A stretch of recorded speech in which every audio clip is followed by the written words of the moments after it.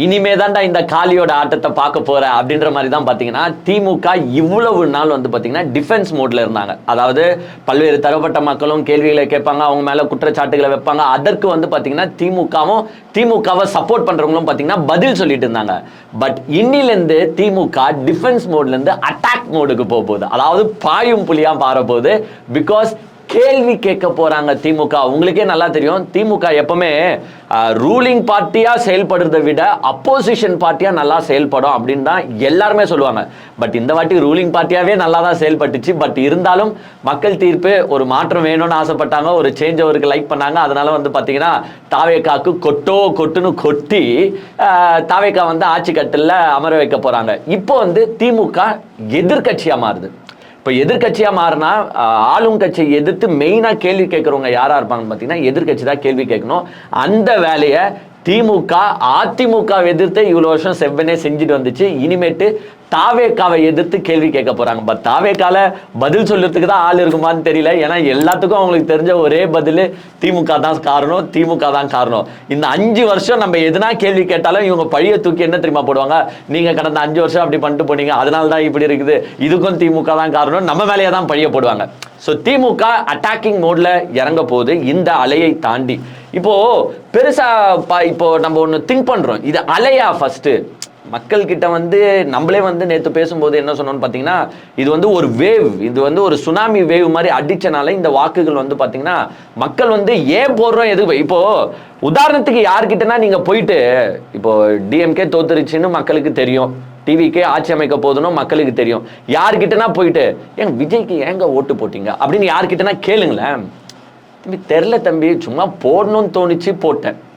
இதே டிஎம்கேக்கு ஏன் ஓட்டு போட்டீங்கன்னு கேட்டீங்கன்னா அவங்க ஓட்டு போட்டவங்க ஒரு 10 பாயிண்ட் ஆச்சு சொல்லுவாங்க. ஏங்க அவங்க உரிமை தொகை கொடுக்குறேன்னு சொன்னாங்க, ஏங்க அவங்க வந்து கட்டணமில்லா பேருந்து கொடுத்துட்டு இருக்காங்க, ஏங்க இது பண்றேனாங்க அது பண்றேனாங்க, இதுக்காக நான் டிஎம்கேக்கு ஓட்டு போட்டேன்னுவாங்க. ஆனா டிவிகேக்கு ஓட்டு போட்டவங்க தான் ஏன் எதுக்கு போட்டாங்க அப்படின்னு தெரியாம போட்டிருக்காங்க. பிகாஸ் நார்மலா ஓட்டு போடுறது வந்து 2 வகைப்படுங்க. ஒன்று வந்து வேட்பாளர் இருக்காருல்ல அவரை மனசுல வச்சுக்கிட்டு ஓட்டு போடுவாங்க.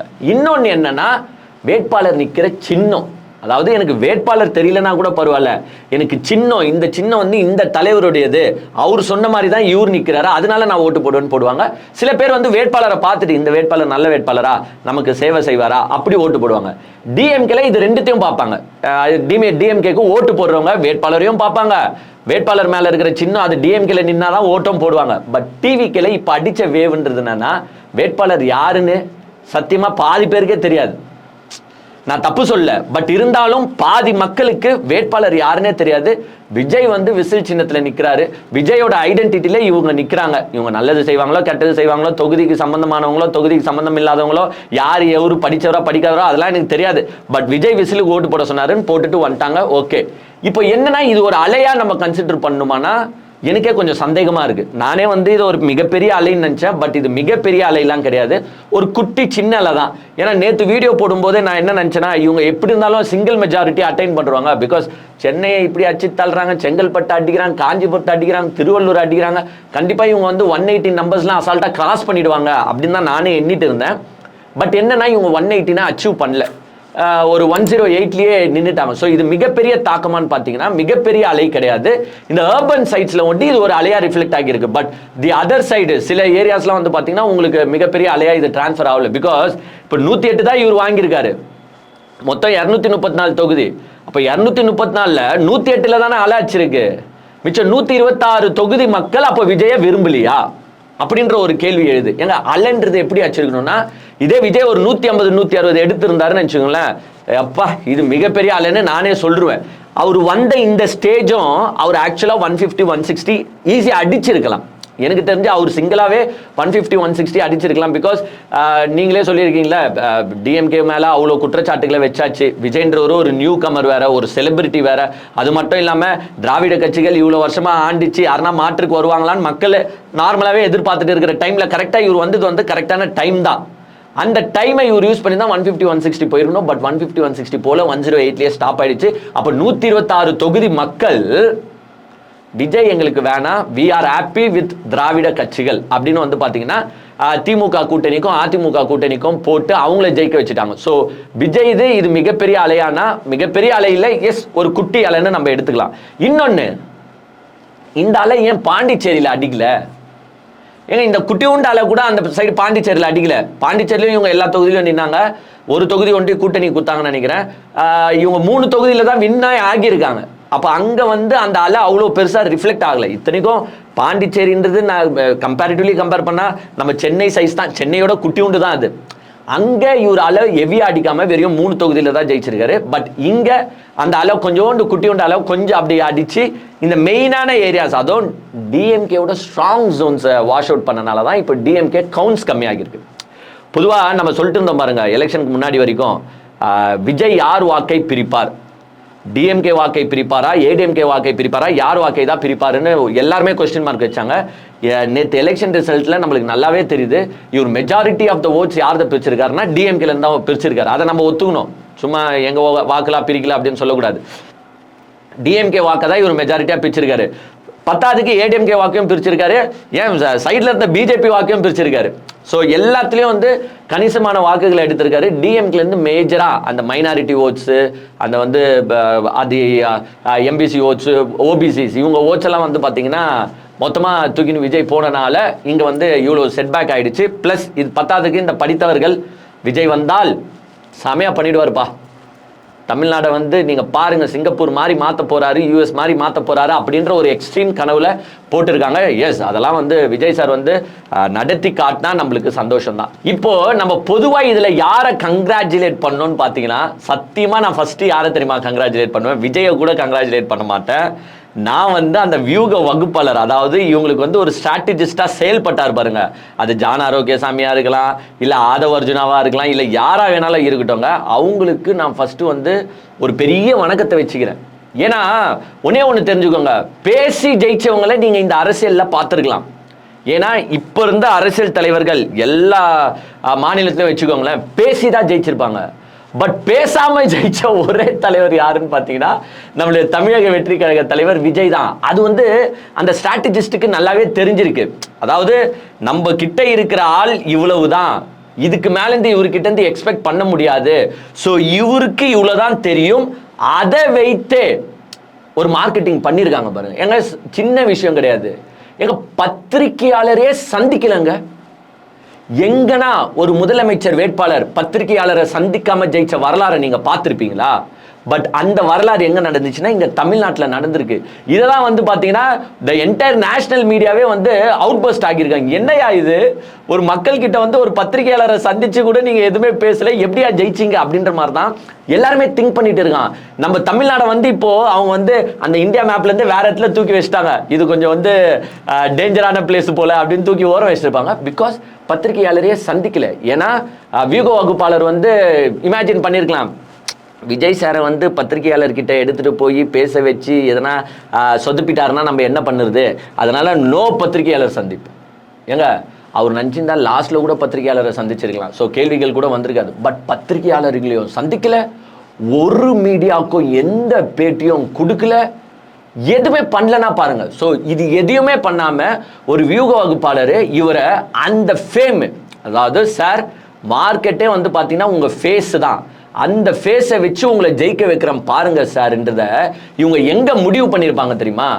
விக்கிரவாண்டியில் நடந்துச்சு பாருங்க ஃபர்ஸ்ட் மாநாடு, அந்த மாநாட்டிலே முடிவு பண்ணிருப்பாங்க. ஏன்னா இந்த கூட்டம் நம்மளுக்கு வருது, ஏன் வருதுன்னா விஜய் சாரை பார்க்க மட்டும்தான் வருது, விஜய் சார் பேச்சை கேட்கலாம் வரல, பார்க்க தான் வருது. ஸோ இந்த பார்க்க வர கூட்டத்தையே நம்ம வர வச்சு விஜய் சாரை ஜெயிக்க வைக்கணும் அப்படின்ற முடிவை இவங்க விக்கிரவாண்டி மாநாட்டிலே போட்டிருப்பாங்க. ஸோ அவரை அழகாக வடிவமைச்சிருக்காங்க விஜயை. எங்கே போனாலும் அந்த டாக்குலாம் ஓவராக இல்லாமல் ஜஸ்ட் ஃபேஸை ஒண்டி காட்டுங்க சார், அது போதும், மக்கள் உங்களை பார்க்க தான் வரான்ட்டு அவரை பார்க்க வச்சு மட்டும் ஜெயிச்சிருக்காங்க பாருங்க. இது வேற எந்த அரசியல் கட்சியெல்லாம் நடக்க முடியுமா? நடக்குமா? நடக்க வாய்ப்பே இல்லை. ஸோ அந்த வியூக வகுப்பாளருக்கு நான் ஃபர்ஸ்ட் ஒரு மிகப்பெரிய கும்பிட போடுறேன். ரியலி இது வந்து ஒரு மிகப்பெரிய வெற்றி. அதே மாதிரி இந்த வெற்றியை விஜயை எண்ணி பார்த்துருப்பாரானா நான் திருப்பி சொல்கிறேன், யாருமே எதிர்பார்த்திருக்க மாட்டாங்க. அந்த விஜய் சார்பா நின்னாங்க பாருங்க தாவேகா கட்சியில, அவங்க கூட இவ்வளவு பெரிய வெற்றி அடைவோம், நம்மளாம் ஜெயிப்போம் அப்படின்னு வந்து பாத்தீங்கன்னா அவங்களே திங்க் பண்ணிருக்க மாட்டாங்க. அவங்களுக்கே வந்து இது ஒரு மிகப்பெரிய பூஸ்ட் மாதிரி தான் கிடைச்சிருக்கு. ஸோ இப்படிதான் எலெக்ஷன் நடத்தி முடிச்சிட்டாங்க. இப்போ என்ன ஸ்டேட்டஸ்ல இருக்குன்றதையும் நம்ம பார்க்கணும். இப்போ 108 தொகுதியில ஜெயிச்சிருக்காரு விஜய். உங்களுக்கு எவ்வளவு தேவைன்னா 118 தேவை. இப்போ இங்க தான் மிகப்பெரிய வில்லங்கங்கள் இருக்கு. இன்னும் 10 சீட்டு, இது 10ஆவதுன்னு வந்து பாத்தீங்கன்னா இவர் 2த்துல ஜெயிச்சிருக்காரு. ஸோ ஒன்னுத்த ராஜினாமா பண்ணணும், இன்னொன்னு ஸ்பீக்கர் இது பண்ணணும் சபாநாயகர், அதுலயும் ஒன்று மைனஸ் ஆகும். ஸோ கிட்டத்தட்ட 12 to 13 சீட்டு விஜய்க்கு தேவைப்படுது. இப்போ இந்த சீட்ஸை இவர் எங்கேருந்து எடுப்பாரு? 12 இல்லை 13 ஆச்சு வேணும் மினிமம். எங்கேருந்து எடுப்பாரு? ஏடிஎம்கே கிட்ட போவாரா இல்ல டிஎம்கே கூட்டணியில இருக்கிற ஆட்கள் கிட்ட இருந்து எடுப்பாரா? இப்ப இதை தான் வந்து நம்ம வெயிட் பண்ணி பார்க்கணும். பட் என்னன்னா இதுல வந்து டிஎம்கேவும் பெரிய பிரச்சனையை பண்ணாது, ஏடிஎம்கேவும் பெரிய பிரச்சனை பண்ணாது, பண்ணக்கூடாதுன்ற நான் விஜயை வந்து நீங்க 5 வருஷம் ஆட்சி செய்யுங்கன்னு விஜயை கொடுத்துடணும். விஜய் சார் ஆட்சி பண்ணுங்க, அந்த ஆட்சியில என்னென்ன பிரச்சனை வருதோ அதை மட்டும் நாங்க எடுத்து பேசுறோம். உங்களை ஆட்சி அமைக்காமலாம் நாங்களே விட மாட்டோம். ஆக்சுவலா நான் என்ன சொல்றேன்னா டிஎம்கே கூட்டணிக்கு இன்கேஸ் காங்கிரஸ் ரெடியா இருக்காங்க போறதுக்கு, அது வேற பாயிண்ட். பட் இருந்தாலும் ஒரு பேச்சுக்கு சொல்றேன், காங்கிரஸ் போலனாலோ இல்ல கம்யூனிஸ்ட் மார்க்சிஸ்ட் போலனாலோ இல்ல வந்து ஐயுஎம்எல் போலனாலோ இல்ல விசிகா போலனாலோ டிஎம்கேவே என்ன பண்ணோம்னா இவங்க கிட்ட ரிக்வெஸ்ட் பண்ணும், சார் தயவு செஞ்சு போங்க, அவர் ஆட்சி அமைக்கிட்டோம், அப்புறமா ஆட்சி அமைக்கலன்னா பாருங்க இதுக்கும் திமுக தான் சதி செயல்னு சொல்லுவாரு. ஸோ யார் யார் அவருக்கு கூட்டணி தரணும்னு ஆசைப்படுறீங்களோ எல்லாருமே போயிட்டு அவருக்கு சப்போர்ட்டை கொடுத்து அவர் ஆட்சியை ஃபார்ம் பண்ண வைங்க அப்படின்னு டிஎம்கே சொல்லணும். ஸோ இப்போ இதுல இருந்து யார் யார் போவா அப்படின்ற ஒரு தாட் இருக்குல்ல. இப்போ கண்டிப்பா எனக்கு தெரிஞ்சு இதெல்லாம் நம்மளோட ஒப்பீனியன்ஸ் தான், ஐயுஎம்எல் போக மாட்டாங்க. எனக்கு தெரிஞ்சு ஐயுஎம்எல் போக மாட்டாங்க, அவங்க 2 சீட்டு கிட்ட ஜெயிச்சிருக்காங்க. இப்போ யார் போவானா, ஒன்று காங்கிரஸ் போகணும். இப்போ இங்கே தான் ஒரு மிகப்பெரிய $1 மில்லியன் கொஸ்டின் மார்க் ஒன்று இருக்குது. இப்போ காங்கிரஸ் போகிறதுக்கு ரெடியாக இருப்பாங்க. நேற்றே வந்து பார்த்தீங்கன்னா விஜய் இந்த சீட்டில் ஜெயிச்ச உடனே மோடி வந்து ஒரு வாழ்த்து சொன்னார், இனிமேட்டு நான் தமிழ்நாட்டுக்கு என்னென்ன செய்யணுமோ அதெல்லாம் நல்லாவே செய்வேன், வாழ்த்துக்கள் விஜய் அப்படின்ற தோணியில் வந்து பார்த்தீங்கன்னா ஒரு வாழ்த்து மடலை விஜய்க்கு அனுப்பியிருந்தார். இப்போ காங்கிரஸ் டிவிகேக்கு சப்போர்ட் கொடுத்தாலோ இல்லை உள்ள போய் ஆட்சி அமைச்சாலோ பிஜேபி இதை விரும்புமா? அது $1 மில்லியன் கொஸ்டின் ஆகுது. ஏன்னா பிஜேபி இப்போ டிவிகேக்கு ஹெல்ப் பண்ணும், காங்கிரஸ் வச்சுட்டு இருக்கிற டிவிகேக்கு எப்படி பிஜேபி ஹெல்ப் பண்ணும்? ஸோ பிஜேபி ஹெல்ப் பண்ண மாட்டாங்க, அவங்க என்னென்ன வேலைகளை பண்ணணுமோ அந்தந்த வேலைகளை பண்ணுவாங்க. ஏன்னா காங்கிரஸ் இப்போ போய் டிவிகே கூட ஓட்டிக்கிச்சுன்னா 2029 காங்கிரஸ் டிவிகே கூட தான் இருக்கும். அது வந்து மோடிக்கு ஒரு மிகப்பெரிய செட்பேக்கை ஏற்படுத்தும்.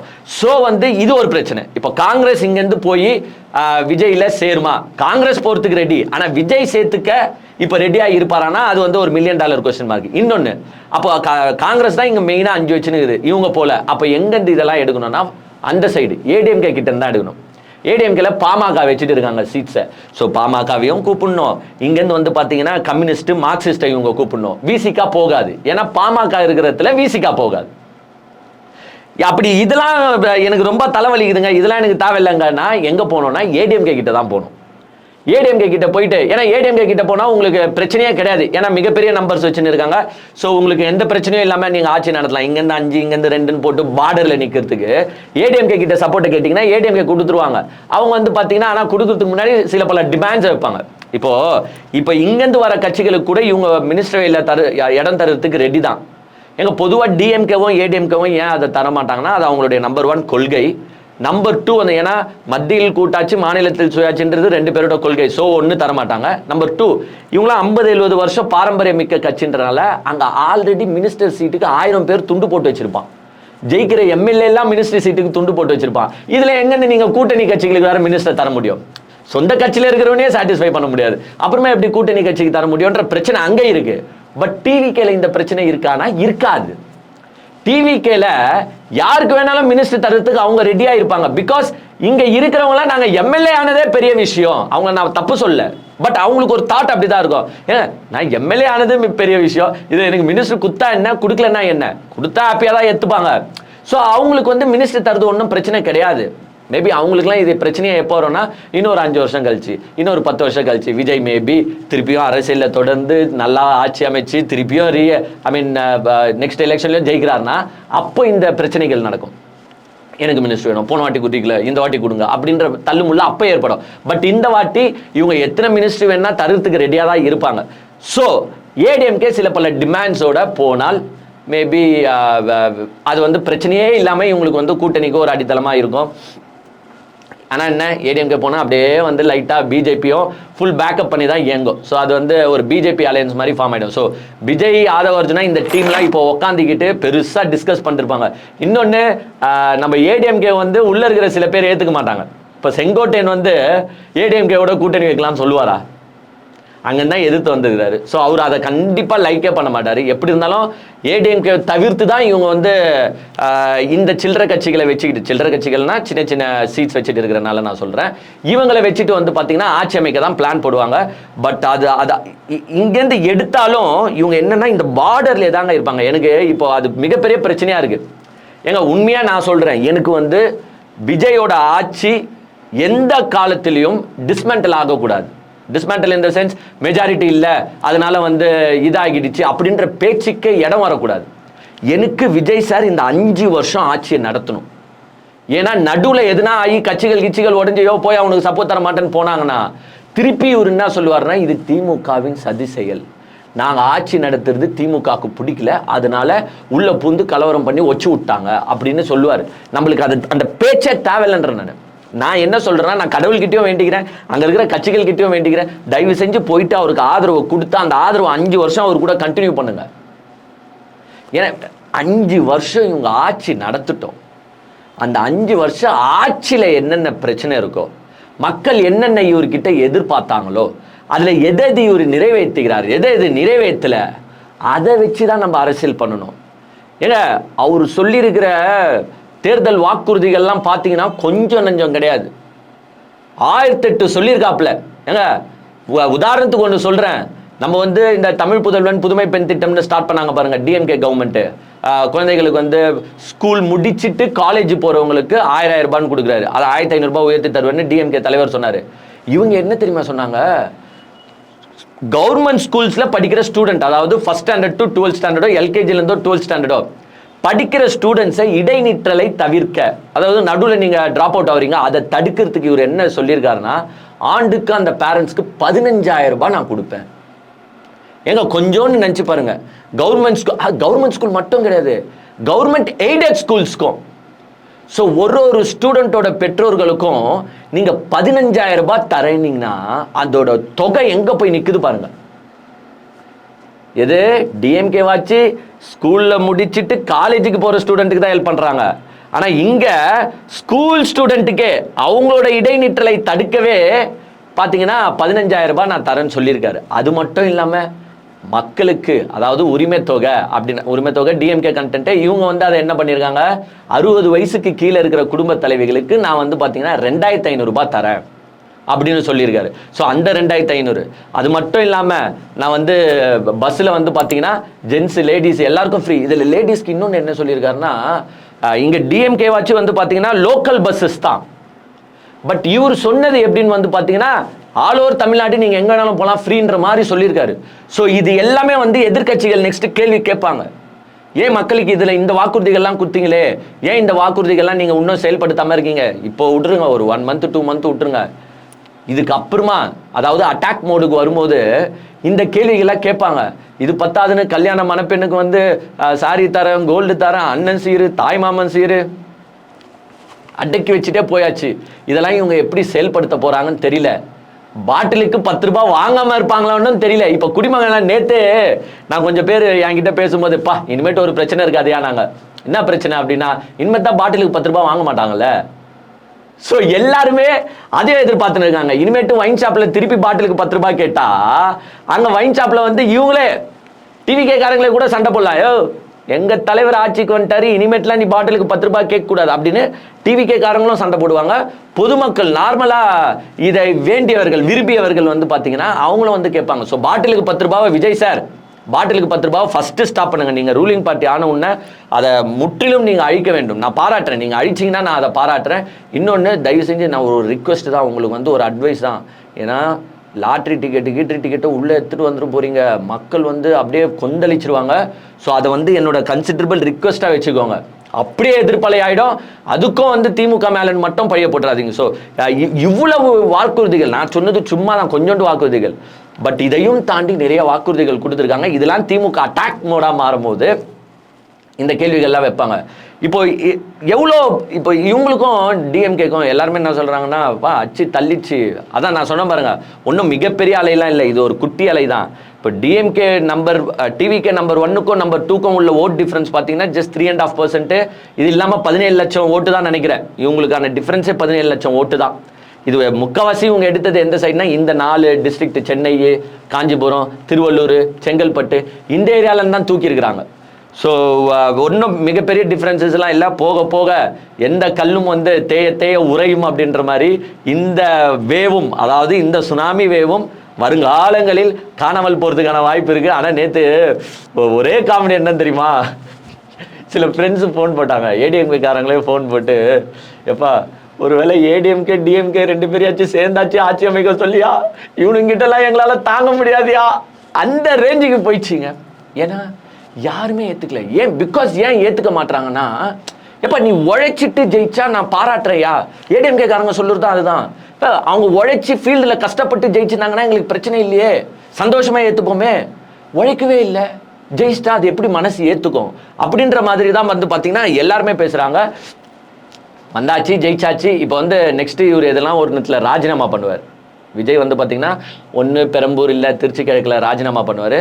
பெரும்பாலும் என்ன சொல்கிறாங்கன்னா, அந்த தொகுதியில் வந்து நம்மளுடைய திமுக தலைவர் வந்து நிற்கணும், முக ஸ்டாலின் நிற்கணும், அந்த தொகுதியில் நின்று ஜெயிக்கணும் அப்படின்னு சொல்கிறாங்க. பட் எனக்கு அதில் வந்து விருப்பமே கிடையாது. ஏன்னா கொஞ்சோன்னு நினச்சி பாருங்கள், இப்போ கூடுற சட்டசபை சபாநாயகர் யாருன்னு தெரியல, ஒரு வேளை ராஜ்மோகன் நினச்சிக்கோங்க, எப்படி இருக்கும்? ராஜ்மோகன் கிட்டலாம் இவர் கேள்வி பதில் சொல்லி வாங்கிட முடியுமா? அது நல்லாவே இருக்காது. எஸ், யாராக இருந்தாலும் சபாநாயகர் சீட்டில் உட்காரவங்களுக்கு மரியாதை தரணும், மாண்பு இருக்குது, அதெல்லாம் நான் ஏற்றுக்கிறேன். பட் கொஞ்சோண்டு நினச்சி பாருங்கள், அங்கே நடக்கிற கேள்வி பதில் விவாதங்களை கொஞ்சம் நினச்சி பாருங்கள். எனக்கு அந்த சட்டசபையை நினச்சாலே எனக்கு ஐயோ. அதனால் வந்து முதலமைச்சர், அதாவது திமுகவின் தலைவர் வந்து பார்த்திங்கன்னா இந்த 5 வருஷம் கட்சியை வழி நடத்துறதே வந்து சிறப்பு. This is just my opinion. Trichy கிழக்கில் ராஜினாமா பண்ணாலோ பெரம்பூரில் நின்னாலோ அங்கே போயிட்டு நின்று ஜெயிக்கணும்னு ஆசைப்படாதீங்க. ஏன்னா இந்த 5 வருஷம் அங்கே தான் நம்ம சிங்கக்குட்டி ஒருத்தர் இருக்கார், உதயநிதி ஸ்டாலின், அவர் பார்த்துப்பார், அவரோட கேள்விக்கு பதில் சொல்லுறதே இவங்கெல்லாம் கஷ்டம். ஸோ இந்த 5 வருஷம் முதலமைச்சர் அவர்கள் வழி நடத்துறதே நல்லா இருக்கும் அப்படின்னு நான் நினைக்கிறேன். பிகாஸ் அந்த சட்டசபையில் எனக்கு முதலமைச்சரை பார்க்குறதுக்கு எனக்கே விருப்பம் இல்லை. நான் அவர் தோத்துது என்னதான் மன வருத்தமாக இருந்தாலும், இவங்க முன்னாடி இவர் உக்காந்து ஐயோ எனக்கு அது சுத்தமாக செட் ஆகல. ஏங்க அது வந்து பாராளுமன்றமா இல்லை வந்து அந்த பட்டிமன்றமான்ற மாதிரி மாறிடுவாங்க. கொஞ்சம் புரிஞ்சுக்கோங்க என் ஃபீலிங் எல்லாம்.